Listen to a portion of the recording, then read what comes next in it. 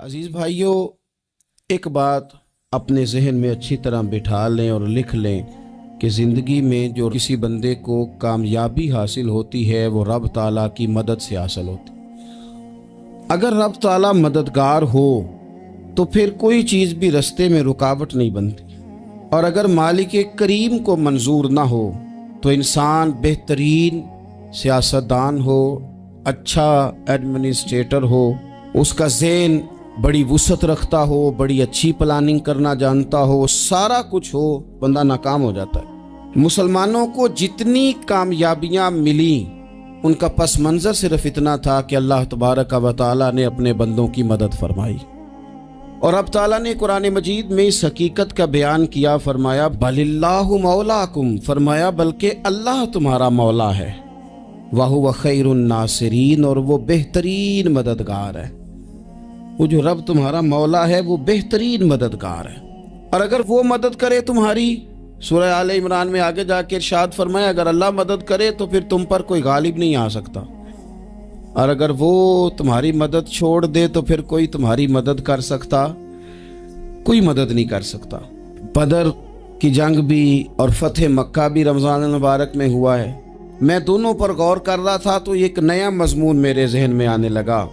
बदर की जो जंग है उसमें भी एक अजीब इनकलाब आया है कि 313 ने 1000 से मुकाबला किया, और जिन 1000 से मुकाबला किया वो असलहे से लैस थे, और ये जो 313 हैं इनके पास 6 जिरहें, 8 तलवारें, चंद घोड़े। लेकिन अल्लाह ने कामयाबी दी तो खुद रब ने बयान किया किस तरह दी, फरमाया वलक़द नसरकुमुल्लाहु बिबदरिन व अंतुम अज़िल्ला। वो कामयाबी इस तरह मिली है कि रब ने तुम्हारी मदद की थी, तुम तो कमजोर थे, अल्लाह ने बदर में तुम्हारी मदद की, तुम जीत गए। वलक़द नसरकुमुल्लाहु बिबदरिन व अंतुम अज़िल्ला, अल्लाह ने बदर में तुम्हारी मदद की, तुम तो कमजोर थे। फिर फतेह मक्का नसीब हुई तो उसमें भी बेहतरीन मनसूबाबंदी नबी पाक अलैहिस्सलाम ने फरमाई, बेहतरीन हिकमत अमली हुजूर ने अपनाई। लेकिन हमें जो अल्लाह रसूल ने बात समझाई वो क्या है, इज़ा जा नस्रुल्लाह वल फतह, फरमाया जब अल्लाह की मदद आई और फतह नसीब हो गई। ये अल्लाह ने मदद फरमाई तुम्हारी, यहाँ भी फतेह मक्का भी अल्लाह की मदद से, जंगे बदर भी अल्लाह की मदद से। वो जो मदद है अल्लाह ताला की, जब वो हम ये करते हैं कि हम अपनी सारी ज़िंदगी सियासत की नज़र कर दें। हमारी सियासत सिर्फ मुल्क में नहीं होती, हमारी सियासत ख़ानदान में भी होती है। हम घर के अंदर भी सियासत करते हैं, हम किसी ख़ास तरीके से लोगों को अपने पीछे चलाना चाहते हैं, हम एक ख़ास उसलूब इख्तियार करते हैं कि लोग हमारे पीछे चलें। उसका नुकसान हमें ये होता है कि सियासत जो होती है ये शतरंज के हेर फेर की तरह होती है, तो इसके राज बड़ी जल्दी खुलने लग जाते हैं। पता चल जाता है कि बंदा मुखलिस नहीं था, सियासत कर रहा था, तरीके सलीके से इसने जोड़ के रखा हुआ था।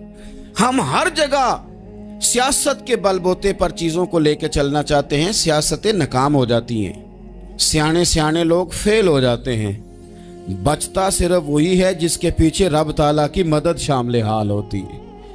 अपनी जिंदगी के अंदर हम जो कुछ भी कर रहे हैं, जिस शोबे से भी हमारा ताल्लुक है, आज हमने इस बात पे गौर करना है कि पहले तो ये गौर कर लें कि जो काम हम कर रहे हैं क्या वो काम ऐसा है कि उसमें अल्लाह की मदद हमें मिलेगी। अगर आप कोई माज़अल्लाह नाजायज़ काम कर रहे हैं, फेले हराम का इर्तिकाब कर रहे हैं, तो उसमें तो मदद इलाही आएगी नहीं। पहले तो ये देखें जो कर रहे हैं वो काम मदद इलाही वाला है, और अगर अल्लाह ताला की मदद वाला वो काम है फिर उस पर गौर करें कि क्या हमने मालिक से मदद का सवाल किया है, हमें मदद मुयस्सर आ रही है। वो मैंने बुजुर्गों से एक बात सुनी थी, वो बड़ी याद रह गई। वो फरमाया करते थे काबिलियत भी बड़ी चीज़ है लेकिन कबूलियत सबसे बड़ी चीज़ है। काबिल होना भी बड़ी बात है लेकिन ज़्यादा बड़ी बात यह है कि उसकी बारगाह में कबूल भी है कि नहीं। अपनी ज़िंदगी में अल्लाह की मदद की तरफ बढ़ें, मालिक की मदद का हुसूल इख्तियार करने की कोशिश करें, अल्लाह के साथ अपने आप को जोड़ें। अगर अल्लाह की मदद नसीब हो, ये जो हम जितना डरते रहते हैं, सहमे रहते हैं, परेशान रहते हैं कोई क्या कर देगा, हमारे यहाँ ना हर शोबे में माज़अल्लाह एक माफिया है, इल्ला माशाअल्लाह। वो माफिया कहता है मेरे साथ मिलोगे तो मैं चलने दूंगा, ورنہ میں نہیں چلنے دوں گا، مارکیٹ میں آ ہی نہیں سکتا فلانا بندہ، چونکہ یہاں ہمارا قبضہ ہے۔ اور میرے بھائی پھر بہت سارے لوگ جن کی نیتیں اور ارادے بڑے اچھے ہوتے ہیں شروع میں، وہ بھی اس مافیا کا شکار ہو جاتے ہیں اور ان کے رنگ میں رنگ جاتے ہیں۔ یاد رکھنا، کسی شخص کی بلیک میلنگ کا کبھی شکار نہ ہونا، کبھی کسی کی میٹھی اور مسجع مکفہ باتوں کا شکار نہ ہونا۔ کوئی کیا کر سکتا ہے اگر اللہ مددگار ہو تو؟ جس کو رب کریم اٹھانا چاہے اسے کوئی گرا سکتا ہے؟ ہم یہ ڈرے ڈرے سہمے سہمے پریشان فیصلہ کرنے کی طاقت نہیں، مجھے چلنا چاہیے کہ نہیں، اٹھنا چاہیے کہ نہیں، کرنا چاہیے، اٹھ باندھ کمر کیوں ڈرتا ہے؟ پھر دیکھ خدا کیا کرتا ہے۔ حضرت عبداللہ ابن عباس فرماتے ہیں میرے نبی پاک علیہ السلام نے میری تربیت فرمائی، حضور نے میری تربیت فرمائی، اور محبوب پاک علیہ السلام نے فرمایا عبداللہ یاد رکھنا، یہ نوجوان دوست میری بات لکھ لیں، پریشان لوگ میری بات لکھ لیں، جن کے پاس قوت فیصلہ نہیں وہ اس بات کو لکھ لیں۔ حضرت عبداللہ ابن عباس فرماتے ہیں میرے نبی پاک علیہ السلام نے مجھ سے فرمایا تھا عبداللہ سن، اگر ساری دنیا مل کے تیرا کوئی نفع کرنا چاہے کر نہیں سکتی جب تک میرے رب کی رضا نہ ہو، اور فرمایا ساری دنیا مل کے تیرا کچھ بگاڑنا چاہے تو عبداللہ بگاڑ نہیں سکتی جب تک رب کریم کی حکمت کا تقاضا نہ ہو۔ لوگوں سے ڈرنا، لوگوں کی طرف دیکھنا، ماحول دیکھ کے اپنے راہ کا تعین کرنا، ہر بندے کے خیالات کے مطابق ڈھلنے کی کوشش کرنا، فلانا نہ ناراض ہو جائے، فلانا نہ ناراض ہو جائے، وہ جس نے ہونا ہو جائے، بس رب رسول ناراض نہ ہو۔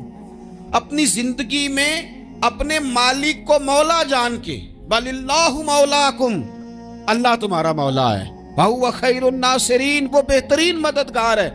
توجہ جب بھی کریں رب کی جانب کریں، اپنے دل کا قبلہ درست رکھیں، سوچوں کے زاویے سیدھے رکھیں۔ میرے بھائی مالک جب بندوبست کر دے نا، جب مالک بندوبست کر دے پھر ایسا بندوبست کرتا ہے کہ لوگوں کے پاس نا چارہ نہیں رہتا۔ حضرت مریم رضی اللہ تعالی عنہا پاک باز تھیں، مسجد میں رہی تھیں، پر مالک کی حکمت کے تقاضے بڑے عجیب ہیں نا۔ پھر جناب مریم کو اللہ تعالیٰ نے بغیر شوہر کے اولاد عطا کر دی۔ یہ بات ہی ایسی تھی، وہ کسی نے کہا تھا کہ مخلوق تو فنکار ہے اس درجہ کے پل بھر میں سنگے در کعبہ سے بھی اصنام تراشے، تم کون ہو کیا چیز ہے داغے کبابی، لوگوں نے تو مریم پہ بھی الزام تراشے۔ تو لوگوں نے کہا کدھر سے لے آئی بچہ، تیرا باپ تو ایسا نہیں تھا، کہاں سے لے آئی؟ اللہ کرے میں آپ کو سمجھا سکوں، ذرا اپنے آپ کو وہاں کھڑا کریں کہ ایک پاک باز عورت، پاک باپ کی بیٹی، طیب ماں کی بیٹی، اور اللہ کے گھر میں پرورش پانے والی خاتون، ایک وہ وقت اور ایک یہ وقت کہ اس عورت کو کٹہرے میں کھڑا کر کے پوچھا جا رہا ہے کہ معاذ اللہ تیری گود میں بچہ جائز نہیں ہے، کہاں سے لائی ہے؟ اب خود سے صفائیاں بندہ کتنی کو دے، کتنی کو وضاحتیں کرے۔ اور میں نے تو اپنی زندگی میں دیکھا ہے زیادہ وضاحت دینے والے کو بھی لوگ جھوٹا سمجھنے لگ جاتے ہیں، زیادہ وضاحت دینے پر بھی لوگ کمزوری کا اظہار سمجھتے ہیں کہ کمزور پڑ گیا۔ آپ صلح کی کوشش کرتے ہیں، سامنے والا بزدل سمجھ لیتا ہے، زیادہ وضاحتیں بھی کمزور کر دیتی ہیں۔ اب حضرت مریم کو کٹہرے میں کھڑا کر کے کہا بچہ کس کا ہے؟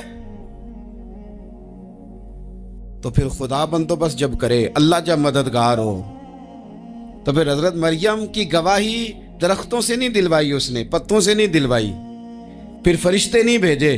حضرت مریم کہنے لگی مجھ سے نہ پوچھو، وہ جو پنگوڑے میں ہے اسی سے پوچھ لو، ان سے پوچھو نا، وہ کون ہے پوچھ لو، ان سے کر لو سوال۔ انہوں نے کہا پنگوڑے میں چند دنوں کا بچہ یہ جواب دے گا؟ مددگار تھا رب، ان کی برات کا اعلان کرنا تھا مالک نے، اور جب مالک اعلان کر دے، جب مالک تیری صفائی دینا چاہے، جب مالک تجھے دنیا کے سامنے نکھارنا چاہے، تو پنگوڑے میں لیٹے حضرت عیسیٰ بول کے کہنے لگے انی عبداللہ آتانی الکتاب، فرمایا میں اللہ کا بندہ ہوں، رب نے مجھے کتاب عطا کر کے نبی بنا کے دنیا میں بھیجا ہے، میں اللہ کا بندہ ہوں، کتاب لے کے آیا ہوں، نبی بن کے آیا ہوں۔ پھر پنگوڑے سے اعلان ہو گیا۔ پھر بچہ بول پڑا. اور یہ ایک دفعہ نہیں بات ہوئی.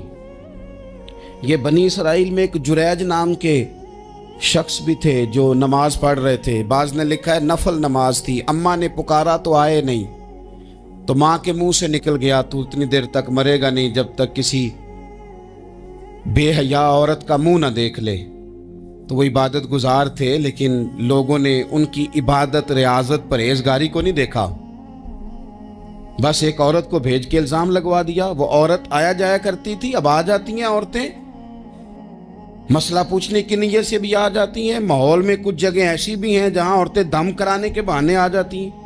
وہ خاتون آتی جاتی تھی اس خانقاہ پہ, آستانے پہ. یہ بخاری میں موجود ہے. پر اس نے کہا میری گود میں جو بچہ ہے یہ انہی کا ہے. مجھے بتائیں کیسے بندہ وضاحت دے. حالات خراب ہو گئے, لوگ کٹیا جلانے لگے, ماحول اور طرح کا بن گیا. میرے نبی پاک علیہ الصلوۃ والسلام فرماتے ہیں پھر اس رب کے بندے نے کہا مالک تو کریم ہے, تیری مشیت کا تقاضا آیا جو میری ماں نے جملے بولے تھے, پر اب میں وضاحت دینے کے قابل نہیں رہا.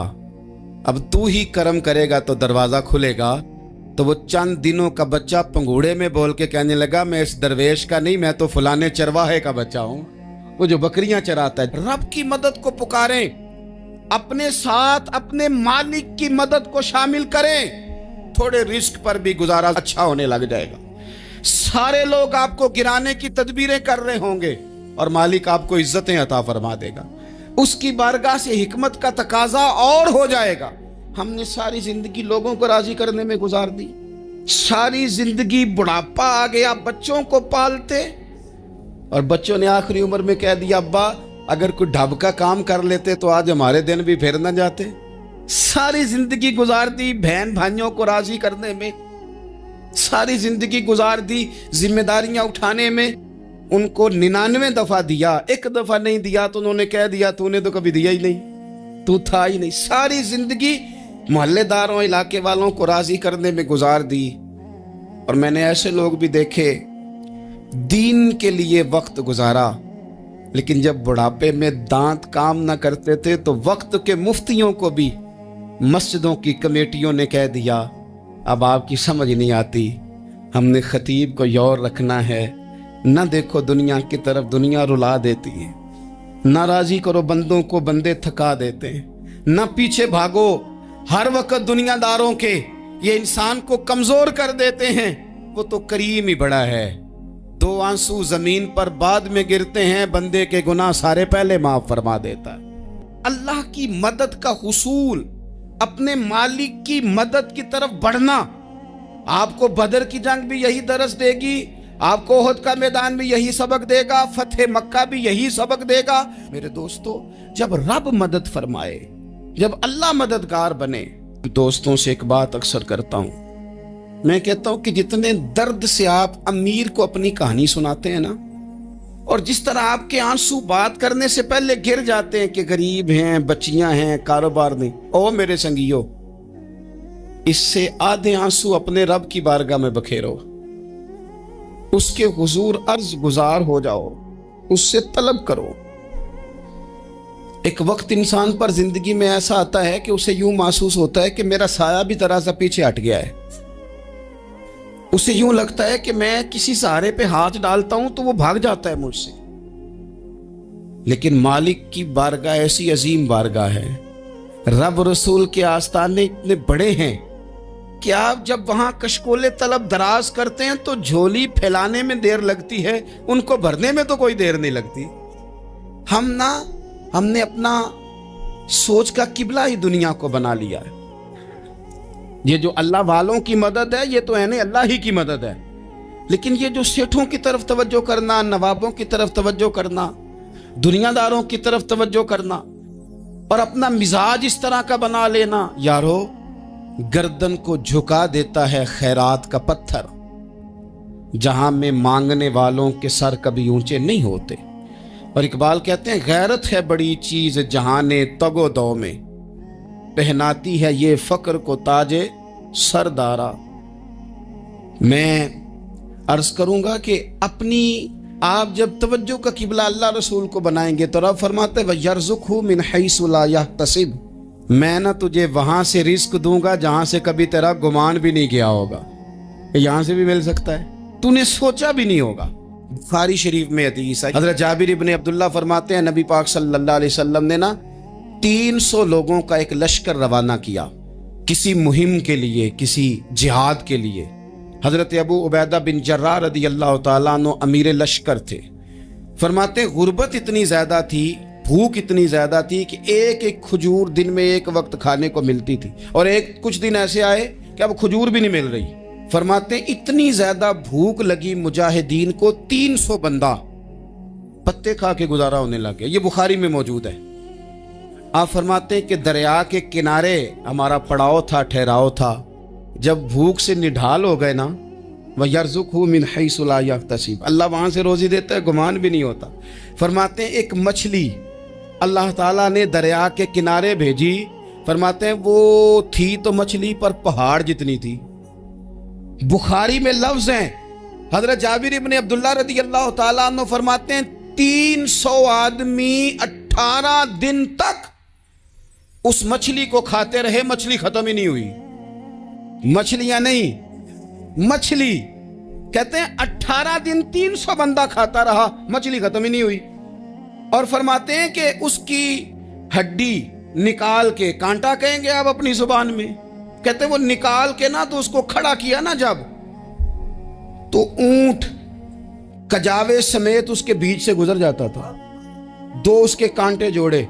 فرماتے ہیں وہ اس کا گوشت ہم کھاتے تھے اور اس کی چربی بطور تیل کے ہم جسموں پہ ملتے تھے، بیماروں کو اس سے سکون آتا تھا، تندرستی شفا ہوتی تھی۔ فرماتے ہیں ہم کھایا بھی ہم نے، اور کچھ لے کے ہم مدینے بھی گئے، اور قربان جائیں نبی پاک نے بھی اس میں سے کھایا۔ ہم نے عرض کی حضور یہ معمہ کیا ہے، یہ ماجرا کیا ہے؟ تو محبوب نے فرمایا تمہارے پاس غذا نہیں تھی، رب نے تمہارے لیے بندوبست کیا ہے، اللہ نے تمہیں دیا ہے۔ مکان شروع کر لیا، ایک صاحب نے وہ مکان بنانے لگے، آپ وہ حساب لگا رہے ہیں، کہتے ہیں میرے پاس اتنے پیسے ہیں، اتنے میں نے فلانے دوست سے کہنا ہے اس نے دے دینے، اتنے فلانے رشتہ دار سے کہنا ہے اس نے دے دینے، اتنے فلانے سے کہنا ہے اس نے دے دینے۔ یہ ساری کاپی بنا کے مکان شروع کر لیا۔ جو روز کہتا تھا نا کوئی حکم ہو جاتے 10، سب سے پہلے اس کو کہا میاں پیسے چاہیے دن، وہ کہندا ہو کل ہی منڈا ٹوریا ہے، کدے تو پرسوں 10 داتے لب جانے سن۔ میں آپ کو اپنے تجربے کی بات بتا رہا ہوں۔ جن لوگوں کا خیال ہوتا ہے نا کہ آپ سٹارٹ کریں فلانا کام، ہم آپ کے ساتھ ہیں، اللہ کا ہی کوئی نظام ہے، وہ بالکل بھی نہیں ساتھ ہوتے۔ لیکن ایسا نہیں ہے کہ کوئی ساتھ نہیں ہوتا، اللہ تعالیٰ بڑے اسباب پیدا کرتا ہے، وہاں سے دیتا ہے جہاں سے گمان بھی۔ ہمارا یہ ذہن بن جاتا ہے ہم ساری اپنے حساب سے چلتے ہیں، اتنے رشتہ داروں سے، اتنے، وہ کون آپ کے ساتھ چلے گا؟ سوال ہی نہیں پیدا ہوتا۔ یہ سارے کام چھوڑ کے سب سے پہلے 2 رکعتیں پڑھو، اپنے رب کی بارگاہ میں، رسول کائنات کی بارگاہ میں گزارشات اور استغاثے پیش کرو، وہاں سے خیر طلب کرو۔ دنیا دار کیا دیں گے، کیا دے سکتے ہیں، کیا حیثیت ہوتی ہے کسی؟ اللہ کہتا ہے وہاں سے دوں گا۔ تو جو اللہ مال دے وہ لینا چاہیے کہ رشتہ داروں کا مال دیکھنا چاہیے؟ جو اللہ دے وہ لینا چاہیے کہ سیٹھوں نوابوں کی جیبیں دیکھنی چاہیے؟ جو اللہ دے وہ قبول کرنا چاہیے یا دیکھنا چاہیے کون سا آدمی کہاں پہنچ گیا؟ چھوڑو، اپنی مٹی پہ چلنے کا سلیقہ سیکھو۔ کسی کے سنگ مرمر پہ چلو گے تو پھسل جاؤ گے، پھسل جا۔ اس پر ایک اور بات عرض کر دوں، صحیح بخاری سے، مسلم سے ایک اور بات۔ کچھ چیزیں ایسی ہیں جن سے اللہ کی مدد آتی ہے، مدد ملتی ہے۔ ایک چیز ان میں سے ایسی ہے جس سے بہت مدد نازل ہوتی، وہ ہے کہ جب رب آپ کو دے نا تو پھر آپ بھی اس کے رستے میں دیں، پھر مدد آتی ہے، پھر اور آتا ہے۔ بخاری مسلم میں حدیث ہے، یہ زیادہ ہی توجہ طلب امر ہے، اس پر آپ غور کریں گے۔ حضرت ابو ہریرہ فرماتے ہیں کہ نبی پاک علیہ السلام نے فرمایا ایک شخص نے بادلوں کے اندر سے آواز سنی کہ فلاں آدمی کا کھیت اور باغ خشک ہو گیا ہے، وہاں برسو اور اس کے کھیت کو سیراب کرو۔ وہ بڑا حیران ہوا کہ بادل سے آواز آ رہی۔ پھر اس نے دیکھا کہ ایک پہاڑی پر بارش ہوئی، وہ بادل وہاں برسا، پھر نالیوں سے ہوتا ہوا پانی ایک طرف چلا۔ تو جس نے آواز سنی تھی، حضور بیان کر رہے ہیں، وہ بھی پیچھے پیچھے چلا کہ پانی کدھر جا رہا ہے۔ اس نے جا کے دیکھا کہ ایک مقام پہ ایک باغ کو وہ پانی لگ رہا ہے اور ایک آدمی وہ پانی لگا رہا ہے۔ اس نے اس سے پوچھا تیرا نام کیا ہے؟ اس نے کہا کیوں؟ کہنے لگا بتا نا۔ اس نے نام بتایا تو کہنے لگا یہی تو وہ نام ہے جو میں نے بادلوں کے اندر سے سنا ہے۔ کہ فلاں کے کھیت کو پانی دے دو، اس نے کہا یار تو کیا عمل کرتا ہے کہ اسپیشل تیرے لیے بارش برسے؟ یہ بخاری پڑھ رہا ہوں، سیاستہ سے حدیث عرض کر رہا ہوں۔ اس سے پوچھا تو کیا کام کرتا ہے کہ جناب اللہ تبارک و تعالیٰ کا حکم کرم آیا کہ خاص تیرے لیے پانی برسے اور تیرے کھیت کو سیراب کرے؟ تو اس نے کہا چھوٹا ذمہ دار ہوں، پر جب فصل اگتی ہے تو 3 حصے کرتا ہوں، ایک حصہ اپنے بال بچوں پہ، بہن بھائیوں پہ خرچ کرتا ہوں، ایک حصہ پورا، اور ایک حصہ دوبارہ کاشتکاری پہ لگاتا ہوں، اور تیسرا حصہ خالص میں نے مسکینوں، یتیموں اور غریبوں کے لیے رکھا ہوا ہے۔ وہ جو تیسرا حصہ، اللہ کرے آپ سمجھے، وہ رب کے بندوں پہ تیسرا حصہ خرچ کرتا ہے نا، تو کریم مالک نے فرمایا جہاں سے غریب کا حصہ جاتا ہے وہ کھیت خشک نہیں رہنا چاہیے، وہ جہاں سے مسکین روٹی کھاتے ہیں وہ خشک نہ رہے، جہاں سے یتیموں کو کچھ آتا ہے کہیں اس کی فصل رہ نہ جائے۔ میں اور آپ بھی اگر اپنے مال میں مسکینوں، یتیموں، غریبوں کے حصے رکھ لیں گے تو فصلیں خشک نہیں رہیں گی، ان کے اندر تازگی آئے گی، نور آئے گا، کرم آئے گا، خاص کر خدا کی رحمت برسے گی۔ مدد اللہ سے چاہیں، اپنی توجہات کا مرکز رب رسول کی ذات کو بنائیں، پھر آپ محسوس کریں گے کہ بڑی جلدی اللہ تعالیٰ کی مدد آنے لگی ہے۔ کبھی آپ صرف کہہ دیں نا میرا رب میرے ساتھ ہے، اس لفظ میں اتنی طاقت ہے کہ دشمن ویسے زہر ہو جاتا ہے۔ زندگی میں کسی سے بھی لڑائی ہو، اچھی طرح سوچ لیں کہ اللہ اس طرف ہے یا اس طرف ہے۔ اگر آپ زیادتی پہ ہیں تو پھر رب مظلوم کی جانب ہے۔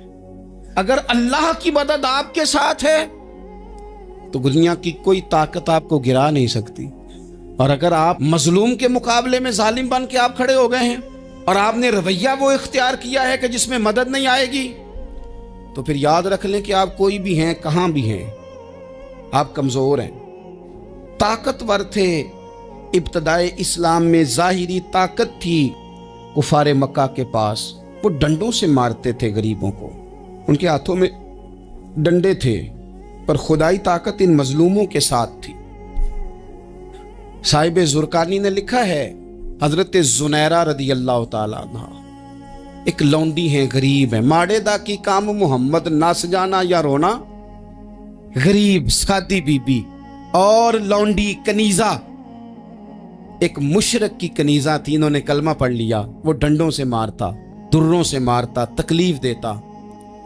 حضرت زنیرہ رضی اللہ تعالیٰ عنہ کو اتنا مارا، اتنا مارا۔ اب آپ ایک اور پہلو پر بھی غور کریں، مار بھی پڑ رہی ہے پر خدا ادھر ہی ہے، اللہ کی مدد ادھر ہی ہے۔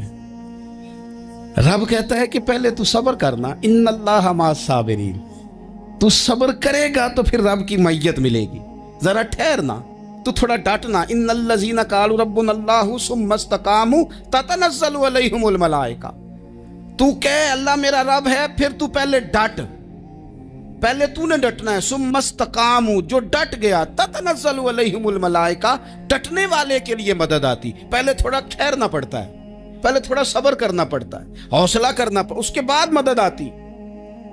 مار پڑ رہی ہے، مارا جا رہا ہے حضرت زنیرہ کو، ان کا مالک جو ہے ظاہری آقا وہ مار رہا ہے، یہ کنیزہ ہے، اتنا مارا، اتنا مارا، ان کی بینائی چلی گئی، نظر آنا بند ہو گیا۔ ابو جہل آیا اور کہنے لگا زنیرہ دیکھا نا ہمارے بت تیری آنکھیں لے گئے، معاذ اللہ، لات و منات ہمارے بتوں نے تجھے اندھا کر دیا۔ اب ایسا نہیں ہے کہ بی بی روتی جا رہی ہے، روتی جا رہی ہے، مایوسی مایوسی، معاذ اللہ، پریشانی، غریبی بڑی ہے، پوچھنے والا کوئی نہیں، یہ باتیں نہیں۔ کیا جملے ہیں خاتون کے، کیا لفظ ہیں۔ ابو جہل نے تنزیہ کہا، معاذ اللہ، کہنے لگا دیکھا نا ہمارے بتوں نے تجھے اندھا کر دیا۔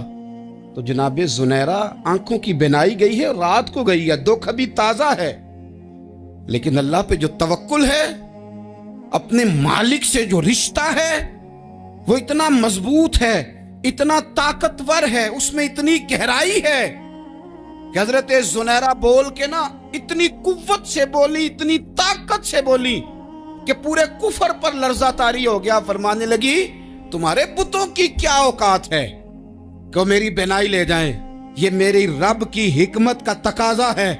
جب تک اس نے چاہا زنیرہ دیکھتی رہی، اور جب اس نے چاہا زنیرہ کی آنکھوں کی بینائی چلی گئی، اور اگر وہ چاہے گا نا تو بینائی واپس بھی کر دے گا۔ اگر ہو ذوق یقین پیدا تو کٹ جاتی ہیں زنجیریں، اگر وہ چاہے گا تو بینائی آ بھی جائے گی۔ حضرت زنیرہ نے رات کو یہ لفظ کہے، ابو جہل اور سارے کفار ڈر کے سن کے چلے گئے، آپ اطمینان سے آ کے بستر پہ سوئی۔ جب سویرے اٹھی تو اللہ نے آنکھوں کی روشنی واپس کر دی تھی۔ آنکھوں کی اب چھڑی پکڑی ہے، بازاروں میں گھومتی ہے، کہتی ہیں بلاؤ کدھر ہے تمہارے نات و منات، دیکھو میرے رب نے روشنی واپس کر دی۔ آ کر میرے ساتھ ادھر آ، ستمگر ہنر آزمائے، تو تیر آزما ہم جگر آزمائے۔ بیمار لوگوں یاد رکھو، کہہ دیا ڈاکٹر نے کہ تو بڑا بیمار ہے، تو بڑا کمزور ہے، یہ ہو گیا وہ ہو گیا، تو ڈاکٹر اپنے علم کے مطابق بات کر رہا ہے، ہوگا تو وہ جو میرا رب چاہے گا۔ کمزور ہو جانا، پریشان ہو جانا، تکلیف میں آ جانا، پتہ نہیں بات ہو گئی ہے تو جانے کیا ہو جائے گا۔ اپنی زندگی کے اندر اپنے رب سے رشتہ مضبوط کریں، رسول کائنات سے رشتہ مضبوط کریں، اللہ والوں سے رشتہ مضبوط کریں۔ حضرت زنیرہ نے پیغام دیا کہ زندگی میں جو جینا چاہتے ہیں تو وہ رب کا نام لے کے جی سکتے ہیں، جو اپنی زندگی میں خوشیاں دیکھنا چاہتے ہیں تو رسول اللہ کے نام پر خوشیاں دیکھی جا سکتی ہیں۔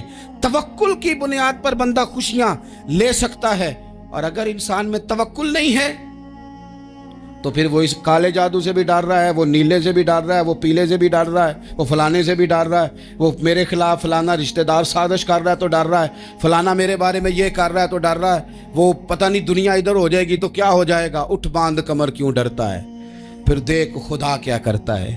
تو اس ساری گفتگو کا نچوڑ آپ کو یہ عرض کیا ہے، سب سے پہلے تو یہ کہ میدانوں میں مدد بھی اللہ کی، رزق میں مدد بھی اللہ کی، فصلیں خشک ہوں تو مدد پھر بھی اللہ کرے، تو پھر ساری مدد، اور اگر انسان بیمار ہو تو پھر بھی مدد اللہ کی۔ تو اپنے اللہ کی جانب توجہ کو بڑھائیں، آپ اللہ سے مدد کے سوالی بنیں۔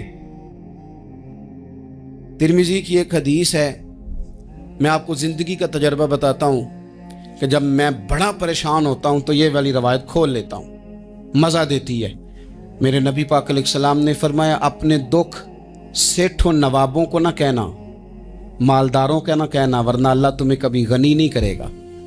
فرمایا اپنے دکھ اپنے رب کی بارگاہ میں عرض کرنا، جلدی کرے یا دیر سے کرے اللہ تمہیں لوگوں سے بے نیاز کر دے گا، اللہ تمہیں غنی کر دے گا۔ رات کو بیٹھو نا اس کی بارگاہ میں، اسے دکھڑے سناؤ، چھوٹی چھوٹی باتیں، حضور نے فرمایا نمک بھی مانگو تو رب سے مانگو، چھوٹی چھوٹی بات سے شروع کرو نا۔ جب بندہ شروع کرتا ہے نا چھوٹی چھوٹی چیزیں تو بڑی ساری چیزیں یہ اس طرح ہوتا ہے جیسے بندہ رب سے گفتگو کر رہا ہے، مالک مجھے یہ چاہیے، مالک میں یہاں کمزور ہوں، اللہ میں یہاں پریشان ہوں۔ آپ یہ کر کے تو دیکھیں، لمبی لمبی دعائیں مانگ کے تو دیکھیں، اس کے حضور جڑ کے تو دیکھیں، آپ دیکھیں گے راحت کتنی ہے، سکون کتنا ہے۔